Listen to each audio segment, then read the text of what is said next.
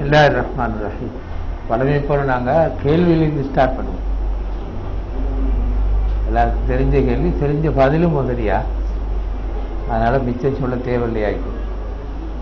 நபி அவர்களை விமர்சித்து திரைப்படம் வெளியிட்டு உலகம் பூராகவும் அதற்கான எதிர்ப்புகள் தோன்றியுள்ளமை யாவரும் அறிந்தது. இப்படியான ஒரு சூழல் முஸ்லீம்களுக்கு இது முதல் தடவை அல்ல, மேலும் இது இறுதியானதும் அல்ல. இப்படியான சூழ்நிலைகள் முஸ்லீம்களுக்கு சாதகமானதா பாதகமானதா? இலங்கை போன்ற சிறுபான்மையாக முஸ்லீம்கள் வாழும் ஒரு நாட்டில் இப்படியான சூழ்நிலைகளை எமக்கு சாதகமாக பயன்படுத்திக் கொள்ள ஏதும் சாத்தியப்பாடுகள் இருக்கிறதா? இருந்தால் சற்று விளக்கும். இப்படியான சம்பவங்கள் சீராவில் இருந்தால் அதனையும் சற்று விளக்கும். மிச்ச நேரம் பதில் சொல்ல தேவையில்லையாயிருக்கும். எல்லாரும் தெரிஞ்ச கேள்வியும் தெரிஞ்ச பதிலுமாயிருக்கும். சில நேரம் அதனால் மிச்சம் சொல்ல தேவையில்ல, கொஞ்சம் லேசாக சொன்னால் போதும் நினைக்கிறேன். முதலாவது, இது இந்த புதுசில்ல சீராலே நிறைய இருக்குது, சொல்ல தேவையில்லை நான் நினைக்கிறேன். அந்த காலத்தில் படம் இருக்கிற மாதிரி இருந்தால் அதையும் செஞ்சுப்பாங்க. இல்லை, இந்த டெக்னாலஜி இல்லாதன் காரணமாக அந்த காலத்தில் படம் மட்டும் வரும். மற்ற அந்த படத்தில் சொல்லப்பட்டதெல்லாம் அதையும் விட மோசமாக சில நேரங்களில் ரசூலுல்லாஹ் பற்றி அந்த காலத்து மக்காவுடைய சூழல்லையும் மதீனா சூழல்லையும் கூட யூதர்களும் மக்காவில் இருந்த காபிர்களும் நிறைய விமர்சித்து கடுமையாகவும் மோசமாக விமர்சித்து சொல்லியிருக்கிறாங்கன்றது நான் உங்களுக்கு சொல்ல தேவையில்லை நினைக்கிறேன். நிறைய ஆயத்துகள்லையும் கூட பார்க்க, ஆயத்துகளில் கூட அது இருக்கு. ரசூலுல்லாஹ் பற்றி இட்டுக்கட்டி சொன்னதும் உண்மையை திரிச்சு சொன்னதும் இதெல்லாம் நாங்கள் நிறைய சீரால பார்க்கலாம். அப்போ இது ஒரு புதிய விஷயம் இல்லை. ரெண்டாவது, குர்ஆன்ல இதுக்கான பதில் ரெண்டு மாதிரி அமைஞ்சிருக்கு. குர்ஆன் அந்த ரசூலுல்லாஹி ஸல்லல்லாஹு அலைஹி வஸல்லம் விமர்சிக்கும் போது அல்லது ஏசும் போது, சரியா சொன்னா ஏசும்போது மோசமான வார்த்தைகளால் நிராகரிப்பாளர்களோ அல்லது யூதர்களோ சாடும் போது குர்ஆன் அதுக்கு ரெண்டு வகையான நிலைப்பாட்டு எடுத்திருக்கிறது நான் காண்றேன். ஒன்று, ரசூலுல்லாஹ்வுடைய தூது உண்மையானது, இந்த கருத்தை வழங்கப்படுது. இந்த தூது உண்மையானது, ரசூலுல்லாஹி ஸல்லல்லாஹு அலைஹி வஸல்லம் மிகவும் பண்பாடான மிகவும் ஒழுக்கம் நிறைந்த ஒரு நல்ல மனிதர். இந்த கருத்தை விளங்கப்படுத்துறது குர்ஆன் நிறைய இடங்கள்ல செஞ்சிருக்கு. ஒன்று ரெண்டு இடம் அல்ல, நிறைய இடங்கள்ல செஞ்சிருக்கு. நான் ஓடி காட்டி நான் விளங்கப்படுத்தினா நேரம் எடுக்கும்.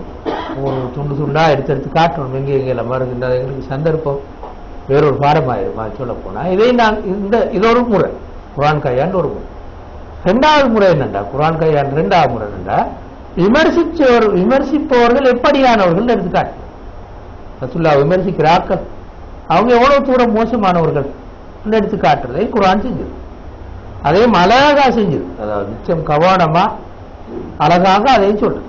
உதாரணமா, அதுக்கு நல்ல ஒரு உதாரணம், இந்த கருத்து ரெண்டையும் விளங்கப்படுத்துறதுக்கு பல சூறாக்கள் இருக்குது. இந்த ரெண்டையும் விளங்கப்படுத்த ஒரு சூறாவை சொல்றேன். இப்ப எங்களுக்கு அதை விளங்கப்படுத்தும் டைம் இல்லை, என்றாலும் ஒரு சூறா சூரத்து கலம், நூன் கலமி ஒமா எஸ்துரூன் என்று ஆரம்பிக்கிற சூறா. அந்த சூறா ஃபுல்லா படிச்சு பாருங்க. இதுதான் விஷயம். அந்த சூறாட தொடக்கமும் அப்படித்தான், முடிவும் அப்படித்தான். மஜ்னூன் என்று சொன்னது அந்த நேரம், இந்த கலாம் மஜ்னூன் என்று சொன்னது. மா அந்த பினாமத்தி ரப்பிக்க பிமஜ்னூன் என்று ஸ்டார்ட் பண்ணுங்க. நீங்கள் அல்லாஹ்வுடைய அருளினால் ஒரு பைத்தியக்காரர் அல்ல. கடைசி வசனமும் அதே மாதிரி, அவர்கள் உங்களுக்கு பைத்தியக்காரன் என்று சொல்கிறார்கள். அதான் கடைசி பாரு. இடையில ரெண்டு பாரு இருக்காது. நீங்க அந்த வாய்ச்சி பார்த்தா ரெண்டு பாரு. ஒன்று, அந்த ரசூலுல்லாஹி ஸல்லல்லாஹு அலைஹி வஸல்லம் விமர்சித்தவர்கள் எப்படியானவர்கள் சொல்லி நினைக்க ஒரு 10 வசனங்களால அது அப்படியே சொல்றது, வழங்கப்படி சொல்றது. விமர்சித்தவர்கள் எவ்வளவு தூரம் பண்பாடற்றவர்கள் என்று அழகா விளங்கப்படி சொல்றது. மறுபக்கத்தால் இன்னொரு பக்கத்தால் ரசூலுல்லாஹ் இன்னக லஅலா குலுகின் அதீம், நீங்கள் ஒரு மிக உயர்ந்த பண்பாட்டில் ஒழுக்க பண்பாட்டில் இருக்கிறீர்கள் என்று சொல்றது. அப்படி ரெண்டு பக்கத்தையும் குர்ஆன் செஞ்சிருக்கிறத நாங்க இதுதான் குர்ஆன் செஞ்சது. அப்ப அதை நாங்க பார்க்கும்போது எங்களுக்கு இப்ப டைம் இருந்தா பார்க்கலாம். சூரத்துல் கலம பிரயோகித்தார், இன்றைக்கு உள்ள சூழலுக்கு பிரயோகித்து சொன்னாங்க. சூரத்துல் கலம நாங்க அப்படியே பிரயோகிச்சு அதே வசனங்களை இந்த காலத்துக்கு பிரயோகிச்சால் ரசூலுல்லாஹ் விமர்சிப்பவர்கள் எவ்வாறானவர்கள் பிரயோகிச்சால் அது அழகா பொருந்தும். அதை வார ஒவ்வொரு சொற்கள் இப்ப எடுத்து பார்க்க எங்களுக்கு டைம் போது அதை அதனால அங்கே விட்டுருவோம். இது ஒரு பவர். திரும்ப ரசூலுல்லாஹ் எப்படி பண்பானவர், அவருடைய தூது எவ்வளவு தூரம் உண்மையானது என்று குர்ஆன் அந்த அந்த சூறா மட்டுமல்ல இன்னும் பல சூறாக்கள் வழங்கப்படும். இதுதான் குர்ஆன் கையாண்ட முறை. ஆனா குர்ஆன் ஒரு நாளும் இந்த குர்ஆனோ ரசூலுல்லாஹி ஸல்லல்லாஹு அலைஹி வஸல்லமோ இந்த வன்முறையால எதிர்கொள்ளல், எதிரிகள் வன்முறையை கையாண்டால் தவிர விளங்குதானே. அதாவது எதிரிகள் வாயால மட்டும் பேசினா குர்ஆனும் அதுக்கு திருப்பி பதிச்சுள்ளு. நான் சொன்ன மாதிரி பதிச்சுள்ளு. வாயால மட்டும் வன்முறையை கையாளாம பேசினால் குர்ஆனும் அதுக்கேற்ப அதுக்கான பதில்களை சொல்லி, கடுமையான பதில்களோ சாதாரணமான பதில்களோ அறிவுபூர்வமான பதில்களாக சொல்லி சொல்லுது. வன்முறையை கையாளல குர்ஆன். அதுக்காக ரசூலுல்லாஹி ஸல்லல்லாஹு அலைஹி வஸல்லம் ஏசினத்துக்காக வேண்டி அல்லது பேசினத்துக்காக வேண்டி ஏதோ சொன்னதுக்காக வன்முறையை கையாளு. வன்முறை எப்ப கையாண்டுன்னா எதிரிகள் வன்முறையை கையாண்ட, யுத்தம் செய்ய வந்தால், போராடுவதற்கு வந்தால், கொலை செய்ய முயன்றால், உதாரணம் ரசூலுல்லாஹ் கொலை செய்ய முயன்றால் அப்ப வன்முறையை கையாண்டு. மறுபக்கம் திரும்ப அதுக்கு பதில் சொல்லணும் தானே. போராட வந்தா சும்மா பார்த்து நீங்கள் திருப்பி எதிர்த்து போராடும். ரசூலுல்லாஹ் கொலை செஞ்சு வந்தால் அது ஒரு பயங்கரமான குற்றம். எனவே அதுக்கான நடவடிக்கைகள் எடுத்து இதுதான் ரசூலுல்லாஹ்வுடைய சீரான நாங்கள் காண்ற ஒரு ஆக முக்கியமான உண்மை. பிறகு இந்த முஸ்லீம்கள் பெரும்பான்மையான நாட்டில் வாழ்ந்தாலும் சரி அல்லது சிறுபான்மையான நாட்டில் வாழ்ந்தாலும் சரி இதே மாதிரி எதிர்கொள்வதுதான் பொருத்தமானது. ஆக பொருத்தமானது ரசூலுல்லாஹி ஸல்லல்லாஹு அலைஹி வஸல்லம் குர்ஆனும் எப்படி இந்த பிரச்சனையை, என்ற இது புதிய பிரச்சனை இல்லை, எப்படி இந்த பிரச்சனையை எதிர்கொண்டோ அதே மாதிரி எதிர்கொள்றது தான் மிகவும் சிறந்தது. அப்படி இல்லாமல் உதாரணமாக இந்த இப்போ நாங்கள் பல நாடுகளில் கண்டது மாதிரி, லிபியாவில் கண்டது மாதிரி அல்லது யமன்ல கண்டது மாதிரி அல்லது வேறு வேறு நாடுகளில் கண்டது மாதிரி அந்த சொத்துக்களுக்கு சேதம் விளைவிப்பது, உயிர்களுக்கு சேதம் விளைவிப்பது, எம்பசியை போய் தாக்குவது, இதெல்லாம் அல்லாஹு ஆலம் எந்த கருத்துப்படியில அல்லாஹு ஆலம் அவ்வளவு தூரம் பொருத்தமானது. அந்த எம்பசி அந்த அந்த ஆள்கள் அந்த எம்பசி உதாரணங்களே அந்த அந்த அமெரிக்கன் எம்பசி யார்? அமெரிக்காரையா? எமன்ல இருக்கிற அமெரிக்கன் எம்பசி பில்டிங் யார் சொத்து? எமன் மக்கள் சொத்து. அப்படியே வேறு யாரு? அமெரிக்காரு. அவர் ஐநீப்பார், அப்புறம் அவர் வைத்துருவார். அப்படித்தானே? ஒரு ஆள் இருந்துட்டு அப்புறம் அவர் வைத்துருவார், இன்னொரு ஆள் வருவார். அப்ப இந்த படத்தை வெளியிட்டவருக்கும் எம்பசியில் இருக்கிறவருக்கும் என்ன சம்பந்தம் சரியா எங்களுக்கு தெரியும். அவங்க இந்நேரம் அவர் அதுக்கும் சம்பந்தம் இருக்காது. வெளியிட்டது யூதன், அமெரிக்க உளவு ஸ்தாபனத்துக்கு சம்பந்தம் இருக்கா இல்லையான்னு தெளிவா உறுதியா எங்களுக்கு தெரியாது. இருக்கேலும் இல்லாம இருக்கே. அப்ப நாங்க வேறொரு ஆளை கொலை செஞ்சு என்ன செய்ய? செஞ்ச ஆள் இருக்க இவரை கொலை செஞ்சு என்ன செய்யலாம்? அதே மாதிரி சொத்துக்களை சேதம் வச்சா இன்னும் பெரிய அநியாயம். ரசூலுல்லாஹ்வுக்கு ஏசினத்துக்கா ஏண்ட சொத்தை நான் அடிச்சால் எவ்வளவு பெரிய அநியாயம் சொல்றது. ஏண்ட போன தூக்கி நான் நிலத்தில் அடிச்சா பெரிய ஒரு அநியாயம். ஏண்ட நாட்டிக்கிற சொத்தெல்லாம் அடிச்சுட்டு போனால் அது பெரிய ஒரு அநியாயமே. அவனுக்கு நல்ல இன்னும் நல்ல ரசூலுல்லாஹ் ஏசின பார்த்துக்கு இவன் சொத்தையும் அழிச்சு கொள்றான்னு சொல்லி சந்தோஷப்படுவான். நல்லா அப்பே இல்லையா? ஆர்ப்பாட்டம் வைத்து வன்முறையை நாங்க கையாண்ட ஆர்ப்பாட்டம் போய் அங்க இருக்கிற போலீஸ் சுற்று எங்கட 10 பேர் மூத்தூன்னு வச்சு கொடுப்போம். ஷஹீதோ இல்லையோ அல்லாஹு ஆலம். அது விடுவோமே மூத்தாயினா யாருக்கு நஷ்டம்? எங்களுக்கு நஷ்டம். அவருக்கு நஷ்டம். அவருக்கு கொண்டு அவர் இன்னும் கொஞ்சம் போடுவார். இன்னும் 4 வாரத்தை போட்டால் இன்னும் கொஞ்சம் பேர் மூத்தாருவான்னு சொல்லி போடுவார். அவர் ஒன்று நடக்கும். எனவே அது நான் நம்பல ஒரு நல்ல ஒரு வழிமுறைன்னு சொல்லி குர்ஆன் எப்ப யுத்தம் செஞ்சுச்சுனால் அவங்க யுத்தம் செய்ய வந்தார். குர்ஆன் எப்ப வன்முறையை கையாண்டு அவங்க வன்முறையை கையாண்டால் குர்ஆன் கையாண்டு ரசூலுல்லாஹ் கையாண்டாங்க. அதான் நாங்கள் காணல. அதுக்கு மாற்றமான அங்க காணல. உண்மையில் அதுக்கு மாற்றமா நாங்கள் காணல. அதான் நாங்கள் சீராக இருந்து படிக்கிற ஒரு முக்கியமான விஷயம். இன்னொரு முக்கியமான விஷயம் என்னன்னா வாழக்கூடிய சூழல்.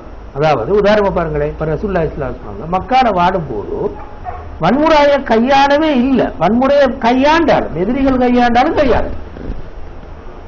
எதிரிகள் கையாண்ட போதும், கொலை செஞ்ச போதும், சித்திரவதை செஞ்ச போதும் சொல்லுவோமே, எல்லாம் செஞ்சாலும் ரசூலுல்லாஹ்வுக்கு அடிச்சாங்க தானே. ரசூலுல்லாஹ்வுக்கும் கூட அடிச்சாங்க, அடிக்க போனாங்க, தேடினாங்க, கொலை செய்ய பார்த்தாங்க, எல்லாமே செஞ்சாங்க. கொலை செய்ய பார்த்தாங்க, கொலை செய்யாட்டியும் கொலை செய்ய சுத்தி இருந்தாங்க, அந்த வீட்டில சுத்தி உட்கார்ந்தாங்க. அப்பவும் ரசூலுல்லாஹ் திருப்பி வன்முறையை கையாண்டாங்க. மக்கால சூழல் கையாளவே இல்லை மொத்தம். அதாவது வன்முறையை கையாண்டும் கையாள ரசூலுல்லாஹ் திருப்பி கையாள சூழல் மோசம், கையாண்டா கடும் பாதகமாக அமைக்கும். என்ன சொல்ல கையாளவே இல்லை மொத்தமாக. அப்ப முஸ்லீம்கள் இப்ப ஏறத்தாழ உலகத்துல வாழக்கூடிய சூழல் பூர்ணமா இல்லாட்டியும் ஏறத்தாழ மக்காவுடைய சூழல். நான் பூர்ணமா ஒப்புடல்ல, ஒரு அளவுக்கு மக்காவுடைய சூழல்.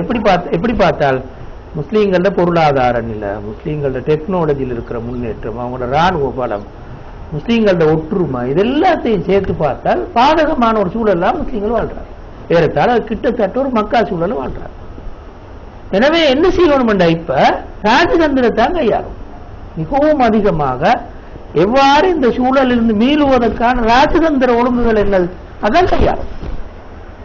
அப்படி இல்லாம இப்ப அவசரமா ஆயுதத்தை தூக்குவது சாதகமாக ஒரு நாடும் அமையாது. ஆப்கானிஸ்தான் எடுத்துக்கொள்ளுங்களேன்.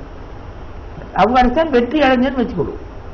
நாளைக்கு நாளண்டு இன்ஷா அல்லாஹ் போயிருந்தா உண்மையிலே அமெரிக்க ராணுவம் போயிட்டு 14ஆம் ஆண்டு ஆகும்போது எல்லாரும் போயிடுவாங்க. அப்படித்தான் இப்ப செய்தி.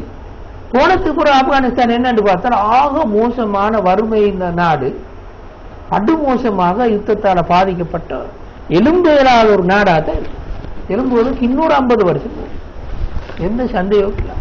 அப்படி இல்லையா?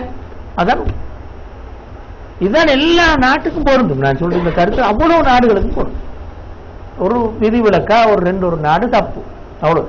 அப்படி தப்புற நாடுகளுக்கும் கூட நேரடியா போராடுற சக்தி இல்லை. மலேசியான்னு எடுத்துக்கொள்வோமே, துருக்கியில் எடுத்துக்கொள்வோமே, கொஞ்சம் டெக்னாலஜியில முன்னேறின நாடுகள், ஒரு அளவுக்கு படிப்பு அறிவுல முன்னேறின நாடுகள், நாடு கொஞ்சம் நல்ல ஸ்ட்ராங்கான ஒரு அளவு பலமான நாடுகள். ஆனால் அந்த நாடுகளுக்கு நேரடியா மோதினால் அழிவு வரும் கண்டிப்பா. அப்ப ஏறத்தாழ கிட்டத்தட்ட ஒரு மக்கா சூழல்ல வாழக்கூடிய நாங்க மோதவும் மேல மோதி எதையுமே சாதிக்கவும் மேலாது. பாதகங்கள் கூடும், நிச்சயமா பாதகங்கள் கூடும் இந்த சூழல்ல. அல்லது இப்படி சொல்லலாம், எப்படி லாபம் கொஞ்சம் நீக்கும், பாதகங்கள் கூட. லாபம் இல்லாம போகுது, கண்டிப்பா லாபம் இருக்கும், ஆனால் அதை விட கூடுதலாக நஷ்டம் இருக்கு, பாதகங்கள் கூட. எனவே இந்த வன்முறையை கையாளுவது இந்த சூழலுக்கும் பொறுத்தவில்லை. ரெண்டும் நான் சொல்ல வரேன். ஒன்று, அவங்க எங்களுக்கு வன்முறையை கையாளல, என்ன செஞ்சாங்கன்னா எதிர்த்து ஒரு படத்தை போட்டார். அது வாய் மூலம் போராடினாங்க அல்லது சிந்தனை மூலம் போராடினாங்க. இது மக்காலிருந்து ஸ்டார்ட் பண்ணி இல்லை நூஹ் இஸ்லாத்திர காலத்திலிருந்து ஸ்டார்ட் பண்ணது, இன்றைக்கு இல்லை. நூஹ் இஸ்லாத்துக்கும் அப்படித்தானே சொன்னாங்க இல்லையா? அதிலும் தொடங்கி ரசுல்லா வரையும். இன்றைக்கு ரசுல்லா கடைசி நபி தானே, கடைசி நபி. எனவே கடைசி வரையும் பேசுவாங்க. நூஹ் இஸ்லாத்துக்கு அந்த காலத்தில் மட்டுமே. இப்ப நூஹ் இஸ்லாத்தை யாரும் இருக்கிறாங்களா? பெருமிருக்கிறது. ரசூலுல்லா அப்படி இல்லை, கடைசி காலம் வரை மர்ம நாள் மட்டும் நபி. எனவே மர்ம நாள் மட்டும் பேசுவார், சந்தேகம் இல்லை.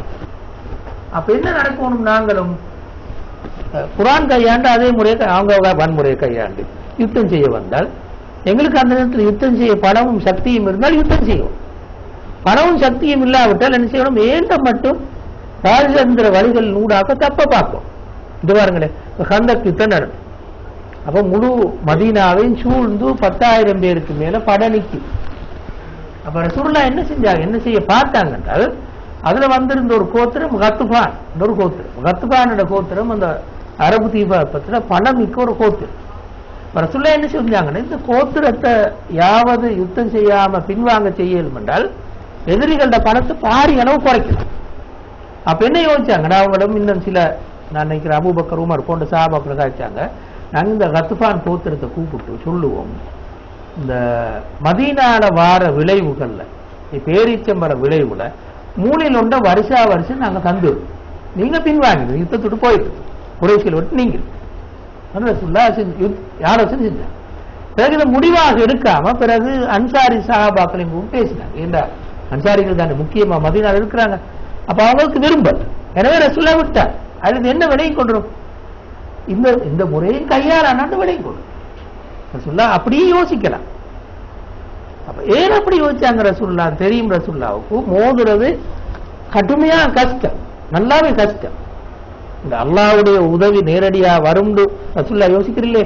ஒரு நாள் அல்லாஹ் பௌதிக விதிகளுக்கு ஏற்பதான் விஷயங்களை நடத்துவான். எனவே கந்தக் யுத்தத்தை நேரடியா பார்த்தா வெல்லலாம். அப்போ ஒரு பணமிக்கு ஒரு கோத்திரத்தை ஒதுக்கி விட்டால் அப்ப வெல்லலாம். குறைசிகள் பலவீனப்படுவாங்க.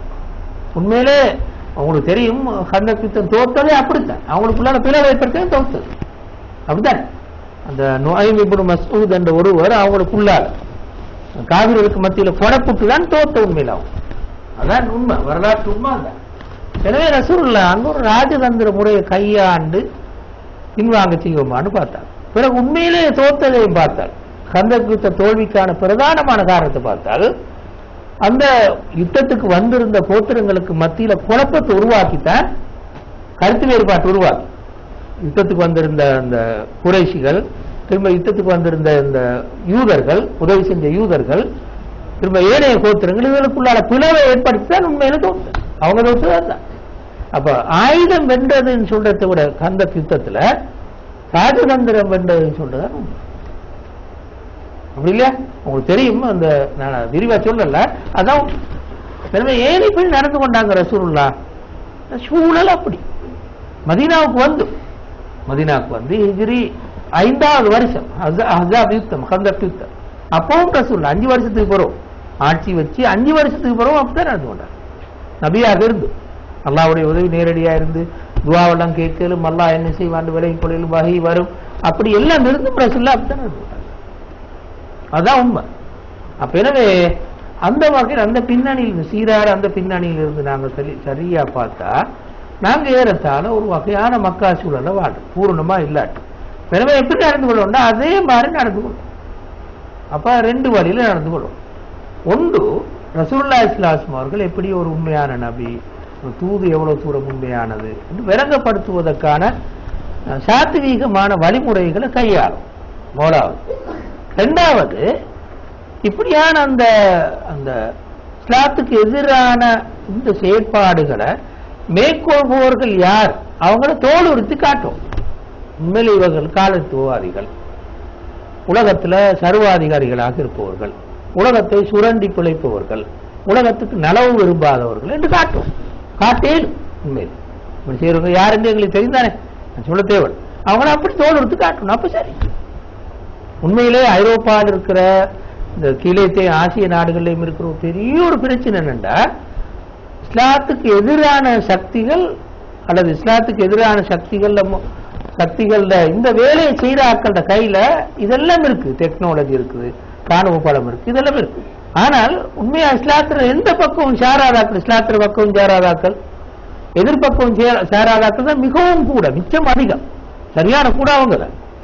அவங்க யாருன்னு பார்த்தால் அவங்க சாதாரண, அவங்க படித்தவர்களாக இருப்பாங்க. ஆனால் அவங்களோட கையில அதிகாரம் இருக்காது, அவங்களோட கையில இந்த வெகுசான தொடர்பு சாதனங்கள் இருக்காது. அப்ப நாங்க செய்ய வேண்டிய இந்த நடுவில் இருக்கிறாக்களை பிடிக்கிறது. நடுவில் இருக்கிறார்கள், அங்காளைப்பில் இங்காளைப்பில். அவங்க கூட அமெரிக்காவில் பார்த்தாலும், இங்கிலாந்துல பார்த்தாலும், ஜெர்மன்ல பார்த்தாலும், எங்க பார்த்தாலும், இந்த கீழே நாடுகளில் பார்த்தாலும், எங்க பார்த்தாலும் யாரு கூட என்றால் நடுவில் இருக்கிறார். அதுக்கு எதிரியும் இல்லை, சார்பு, இவங்க தான் கூட. அப்ப நாங்க இவங்களுக்கு தானே எங்களுக்கு வேணும். அவன் திருந்த மாட்டான் ஒரு நாள். உங்களுக்கு தெரியும், சூரத்து தௌபால வரும் ஃபகாத்திலு அஇம்மத்தல் குஃபர் என்று குர்ஆன் சொல்லும். இது ஒரு கவனமா நாங்க விளங்க வேண்டிய ஒரு வசனம். பாருங்க, காத்திலு அஇம்மத்தல் குஃபர், குஃபருடைய இமாம்களோட போராடு, சும்மா காவிரோட மட்டும் போராடி வேறு. குர்ஆன் சொல்ல வர விளங்குற, அதாவது இப்படித்தான் 2 சைடு தான் இருக்கு எப்பவுமே. மிதக்கு மோட்டுகள் சொல்லுவோமே, அவங்கதான் கூட வளர்ந்து. அதாவது அவன் நல்ல காவிரும் இல்லை, நல்ல முஸ்லீமும் இல்லை, ரெண்டுக்கும் இடையே பெரிய ஒரு கூட்டம் ஒன்று இருக்கு. இஸ்லாத்துக்கு அவன் சாதகமானவனும் இல்லை, எதிரியும் இல்லை, அதே மாதிரி சாதகமானவன் முஸ்லீமும் இல்லை. இவன் தான் மிச்சம் கூட்டம். இவங்களை கவர்றது எங்களை நோக்கம். ஒரு நாளும் இந்த ஐம்பத்துல் குபுருக்கு தலைமை தாங்கிறோம் வரமாட்டேன். மிக பெரும்பாலும் 1-2 பேர் வரும். அது யாருன்னா தெரியாம எதிரியா காவிர்களை சிலர் இருப்பாங்க, அவனுக்கு உண்மை தெரியாது, இஸ்லாத்து பிள்ளையா நல்லாவே பிள்ளையா விளங்கி, எனவே கடும் எதிரியாக இருப்பாங்க. அவங்க வரல, வாரத்துக்கு சந்தர்ப்பம் இருக்கு. ஆனா பெரும்பாலான காவிர்கள் எப்படி இருப்பாங்கன்னா உண்மை விளங்கி கொண்டே வராம இருப்பாங்க. இவங்களும் ஒரு நாளுமே எங்களுக்கு எடுக்க. இப்ப நாங்க என்ன நடுவழிக்கிறாங்க தான் கவனத்தில் உள்ளோம். எங்கட நடவடிக்கையின் காரணமாக நடுவில் இருக்கிறாங்களே, இப்ப நாங்கள் எங்களுக்கு சாதகம் இல்லை பாதகம் இல்லாதாக்கள் அவங்க இங்க சேர்ந்துடக்கூட இவங்களோட எங்களுக்கு நடக்கிறது வளமே அப்படி. அவன் போய் இங்கே செய்வது நாங்கள் செய்கிற வேலையா எம்பசிடரை கொண்டு அதை உடைச்சி தொலைச்சி அவனை விரட்டி எல்லாம் செஞ்சதுக்கு போகிறோம். அவன் போய் அங்கே ஒரு ஜாய் மிருகத்தனமான கூட்டமாகி இவனுக்கு பண்பாடாக பேச தெரியாது, வன்முறையை எப்பவுமே கையாள தெரியும். இவங்க நபியை பற்றி ஏசினா இவன் உடனே சூடாக்குறதுக்கு லேசி, அவனுக்கு விலை கொண்டு நீ நாங்கள் ஆர்ப்பாட்டம் போய் எங்கட நாட்டை அடிச்சு அல்ல எங்கட நாட்டு எம்பசி அவன் எம்பசி ஆகுது எங்கட கட்டில் பில்டிங் தானே அமெரிக்கா எம்பசி தான் எங்கட பில்டிங்கா இல்லையா அது அதெல்லாம் இடிச்சு எல்லாம் முடிச்சு ஒரு காட்டியும் கொடுப்போம். ஒரு நாள் நாங்கள் எங்கட காசாலே காட்டுவோம், அவனா வந்து கட்டுவோம், நாங்களே கட்டுவோம். இதுதான் நடக்கும். அதனால இது ஒரு இந்த முறை விவாதம் எந்த வகையிலுமே ஒரு சரியான ஒரு மெத்தட்டே அல்ல, ஒரு ஆக பிழையான ஒரு மெத்தட். என்ன செய்யணும்னா ரெண்டு வேலையை செய்வோம். இந்த தூது எவ்வளவு தூரம் உண்மையானது என்று முதலாவது சொல்லுவோம். ரசூலுல்லாஹ் எவ்வளவு தூரம் உயர்ந்த அழகான நல்ல மனுஷன் சொல்லுவோம்.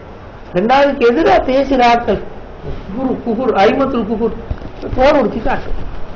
இந்த ஓல்டு ஸ்ட்ரீட் பார்ட்டிக்கு தானே அமெரிக்காவில் ஆகக்கூடிய மல்டிநேஷனல் கம்பெனியோட அதிபர்கள் அவங்க அல்லது இந்த ஒவ்வொரு நாட்டிலையும் இந்த பெருந்தலை ஒபாமாலிருந்து தொடங்கி அந்த மாதிரி கூட்டம் இவங்க தான் உலகத்தில் ஆகப்பெரிய சுரண்டல்வாதிகள் காட்டும். அதான் நாங்கள் அதை காட்டி கொள்ளையிலாதான் நாங்கள் செஞ்சது. அதை கம்யூனிஸ்டுகள் ஒரு காலத்தில் காட்டினாங்க, புறவு விழுந்துட்டார். கம்யூனிஸ்டுகள் அழகா காட்டினாங்க உலகத்தை சுரண்டுகின்ற முதலாளித்துவ முதலைகள் யார் என்று நல்லா படம் பிடிச்சு காட்டு. அது உலகமே ஒப்புக்கொண்டு ஒரு மாற்றம் கொண்டு வந்து உலகம். ஆனால் தொடரல, பல காரணங்களால் தொடரல. அது நாங்கள் இங்க பேசுற நோக்கம் இல்லை. இதை நாங்கள் செய்வோம், இதை எங்களால் செய்ய இயலாது. அதான் இருக்குது. அதான் முனீர் ஷபீக் சொல்ற அப்படின்னா இந்த பிரச்சனைக்கு அவர் சொல்ற ஒரு இஸ்லாமியவாதிக்கு அல்லது ஒரு இஸ்லாமிய இயக்கத்துக்கு அவர் சொல்ற ரெண்டு பணிகள். ஒன்று இஸ்லாமிய சமூகத்தினுள், இரண்டாவது வெளியில். என்ன பொருள்? இஸ்லாமிய சமூகத்துக்குள்ளால வேலை செய்யற காண திட்டம், அந்த இஸ்லாமிய சமூகத்தை முன்னேற்றுவதற்கான ஒழுங்குகள், இது இஸ்லாமிய ஈக்கும். இது ஒன்று. இரண்டாவது என்ன ஈக்கணும்டா உலகத்துக்கு இணையற்ற என்ன திட்டம் இருக்கு, இந்த உலகம் இப்படி இந்த மாதிரி சீரழிஞ்சு நாசமா பேசிருக்கு, இதை மீட்டெடுப்பது எவ்வாறு, எப்படி மீட்டெடுக்க ரெண்டு விலங்கப்படுத்தியலுமா இப்போ அதுக்கான ஒரு ப்ரோக்ராம் இப்போ வேற இலங்கைன்னு வச்சுக்கொள்வோமே, இலங்கை பொருளாதார ரீதியாக விழுந்திருக்குன்னு வச்சுக்கொள்வோமே, ஒழுக்க ரீதியாக சீரழிஞ்சிருக்கு இப்படி சொல்லுவோமே, சூழல் மாறு செஞ்சிருக்குன்னு சொல்லுவோமே. இதுக்கு மாற்று திட்டம் என்னது எங்கள்கிட்ட? இதுகளை விட்டு இப்படி ரெண்டு வகையான திட்டங்கள் இருந்து கொண்டுதான் நாங்க வேலை செய்யும் உலகத்தில். அப்ப நாங்க இதை அழகாக விளங்கப்படுத்தியலுமாக இருந்தால், அதாவது இன்னொரு மாதிரி சொல்றோம், இந்த உலகத்தில் இருக்கிற மிகவும் மோசமான சுரண்டல் வாத மறைமுகமான காரணித்துவ முதலாளித்துவத்துக்கு மாற்றீடு இஸ்லாம்னு காட்டேலுமா? இது காட்டேலுமா இருந்தால் பிரச்சனை பிடிக்கும். கம்யூனிஸ்ட்காரன் காட்டினான் ஒரு காலத்தில் இந்த முதலாளித்துவத்துக்கு மாற்றீடு கம்யூனிஸ்ட் அழகாக சொல்லி காட்டி அதை கொஞ்சம் செஞ்சான். சைனாலையும் ரஷ்யாலையும் புறவு விழுந்து, பல காரணங்கள்னால விழுந்து. முஸ்லீம்களுக்கு இதை காட்டியலுமா? காட்டினால் எல்லாம் உடனே விழுந்தது. இதை முஸ்லீம்கள் ஆரம்பத்தில் செஞ்சாங்க, சஹாபாக்கள் காலத்தில் உதாரணம் செஞ்சாங்க. உலகத்தில் இருந்த அந்த நேரம் இந்த ரோம, பாரசீக, இந்திய, சைனா இதுக்கெல்லாம் அந்த நேரம் இருந்து பெரும் மன்னராட்சி, மக்கள் கட்டுமையாக சுரண்டப்பட்டு வாழ்ந்தார். இதுக்கு மாற்றீடு இஸ்லாம் அளவு காட்டு. எனவே நிறைய பேர் அப்படியே இஸ்லாத்தின் பக்கம் வந்தாங்க, வெற்றியும் அடித்தாங்க. அதே மாதிரி இன்றைக்கு இருக்கிற சூழலையும் இப்படி காட்டிலுமா? காட்டினால் நாங்கள் வெற்றி. சும்மா ஆர்ப்பாட்டம் வைத்து சத்தம் போட்டு எல்லாம் இருக்கு போராட்டத்துக்கு நாங்களே எங்களை அடிச்சு கொண்டு எத்தனை பேர் கொல்லப்பட்டீங்க பாருங்களேன். ஒரு தொகை பேர் ஆர்ப்பாட்டத்தால ஒரு தொகை பேர், ஒரு தொகை முஸ்லீம்கள் கொல்லப்பட்டு. அப்ப அது பெரிய ஒரு சாதகமான ஒரு சூழல் அல்ல என்றால், இன்னும் கொஞ்சம் நாள் விட்டு, இன்னும் ஒரு 2 வருஷம் விட்டோ தெரியாது, அதுக்கு முந்தையோ தெரியாது, இன்னொரு வருஷம் மறுபடியும் நாங்கள் ஆர்ப்பாட்டம் போயிட்டு நடமாறு இப்படி போ. இது எப்படி சாதகமா பயன்படுத்துற, இப்படி வேகப்படுத்தலாம் என்றதுதான் ஆக முக்கியமா யோசிக்க. நீங்க பார்த்திருப்பீங்களோ தெரியா, சாரித்திரமெல்லாம் இதுக்கு பதில் சொல்லியிருந்தேன் பிபிசி. அழகா உங்களுக்கு எங்கிற நபிய தெரியா, அதாலதான் நீங்க இப்படி செய்றீங்கன்னு தொடங்கினார்.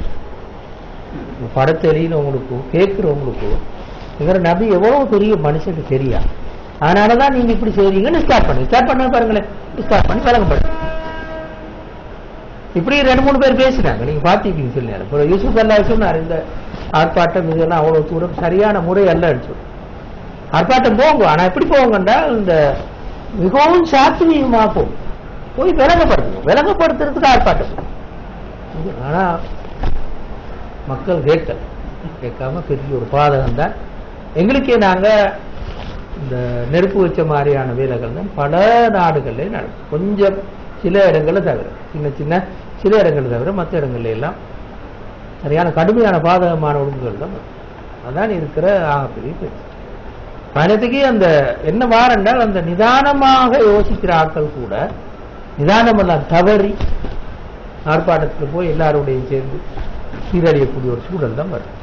இதுதான் நாங்கள் காண்றோம். சீராலையும் கூட இதுதான் நாங்கள் காண்றோம். ரசூலுல்லாஹ் பலம் பெற்று மதீனாவுக்கு போனதன் பிறகும் கூட இந்த ராஜதந்திர நடவடிக்கைகள் ஒரு நாடுமே கைவிடல். மக்கா வெற்றியின் போது கூட அப்படி நடந்து கொண்டார். மக்கா வெற்றியின் போது கூட ரசூலுல்லாஹ் அவ்வளவு பலத்தோடு இருந்தும் நிறைய சொல்லும் அவர்களுக்கும் கூட அப்படித்தான் நடந்து கொண்டார். அதனால இந்த முஸ்லீம்கள் பெரும்பான்மையில மட்டுமல்ல, இந்த சிறுபான்மை மட்டுமல்ல, பெரும்பான்மை சமூகத்திலையும் கூட அப்படித்தான் நடந்து கொள்வோம் நாங்கள் சொல்றோம். சிறுபான்மை சமூகத்துல இன்னும் கவனமா இருப்போம், இன்னமும் கவனம். பெரும்பான்மை சமூகத்திலேயாவது முஸ்லீம்கள் பெரும்பான்மை என்ற ஒரு பலமும் ஒரு அதிகாரமும் இதெல்லாம் இருக்குன்னு வச்சுக்கொள்வோமே. ஆனால் சிறுபான்மை சமூகத்துல நிலைமை இன்னும் மோசமாகலும் நாங்க இதை மிகவும் கவனமா கையாள. உதாரணமா ஆர்ப்பாட்டத்துக்கு தும்புக்கட்டை எடுத்துன்னு வந்தால், அடி விளக்குமாற தூக்கின்னு வந்தால் என்ன அர்த்தம் வைக்கணும்? அவனுக்கு அடிக்கலுமா? அவனை எங்க அடிக்கிறது? விளக்குமாற தூக்கிட்டு வா, தும்புக்கட்டையை தூக்கிட்டு வா, வந்தீராங்க. அதான் நான் சொல்றேன், சும்மா சொல்லல. பாத்தீங்களா நீங்க சொன்னீங்க, அவரை தூக்கிட்டு வா, வந்து என்ன செய்யணும்? எந்த அர்த்தமும் இல்ல. அந்த நேரத்துக்கு பார்க்கிற ஆள் எப்படி பார்ப்பாரு நடிப்பார். முஸ்லீம் என்றால் வேற விஷயம், நிராகரிப்பான். அந்த சேரா முஸ்லீம் அல்லாதவன், ஒரு பக்குவம் இல்லாதவன் நான் சொல்றேன், அவனுக்கு அதை பத்தி தெரியாது. அங்காலேயும் இல்ல, 2 பக்குவம் இல்லை, சும்மா பார்க்கிறோம். என்ன பார்ப்பான்? இந்த தும்புக்கட்டை இதுல காணும்போது. அதனால அது உண்மையில நாங்க விளங்கப்படுத்துவதற்கான, ரசூலுல்லாஹை பத்தி விளங்கப்படுத்துவதற்கான ஒரு முறையே அல்ல, ஒரு பண்பாடான முறை அல்ல என்றுதான் நாங்க சொல்றோம். அதனால இந்த இஸ்லாமிய அரசாங்கம் மீது படம் பெற்று ஒரு சாம்ராஜ்யமா இருந்து அப்படியெல்லாம் மீது இனத்தையாலும் செஞ்சிருந்தாலும் கொஞ்சம் பரவாயில்லை. அப்பயும் இந்த படத்தை வெளியிட்டு நீக்கவும் மாட்டான். பெரும்பாலும் படம் வருமா? ஒரு நாளும் வராது. இப்னு பத்தூத்தா இலங்கைக்கு வந்த நேரம் உங்களுக்கு தெரியும், பல்லக்கில் வச்சு தூக்கின்னு போகணும். இலங்கை மன்னன் பல்லக்கில் வச்சு தூக்கின்னு போட்டு யாரெல்லாம் நியமிச்சு ஏன்னா ஒரு சாம்ராஜ்யத்துக்கு பிறகு இதான் சூழல். அதனால நாங்க அந்த இந்த மாதிரி இடங்கள்ல சரியான கவனமா நடந்து கொண்டதான் பொருத்தம் நினைக்கிறோம். அதைத்தான் சீராவும் காட்டுன்னு சொல்லி நாங்க சொல்றோம். விரிவா எங்களுக்கு சொல்ல டைம் இல்லாட்டி நீங்க ஏழுமண்டா சூரத்துல் கலம மொழிபெயர்ப்பை வாசி பார்த்தா கூட நான் சொல்ற கருத்து கொஞ்சம் ஒரு அளவுக்கு விளங்கியல்மாய், அல்லது தப்சீர் தமிழ்ல என்னைக்கு எங்களுக்கு சொல்ல கஷ்டம். இல்லால் குரான் அது வரலையா? சூரத்து கலாம் ஜுஸு தபாரக்கைன்னு உள்ளது, 2வது சூரா. அது இல்லால் குரான்ல கூட வரல. அதுல எல்லாம் படிச்சு பார்த்தா இந்த உண்மையை விளங்கியல். எங்களுக்கு அதுக்கு உள்ள டைம் போதா, இதோட நாங்கள் நிப்பாட்டி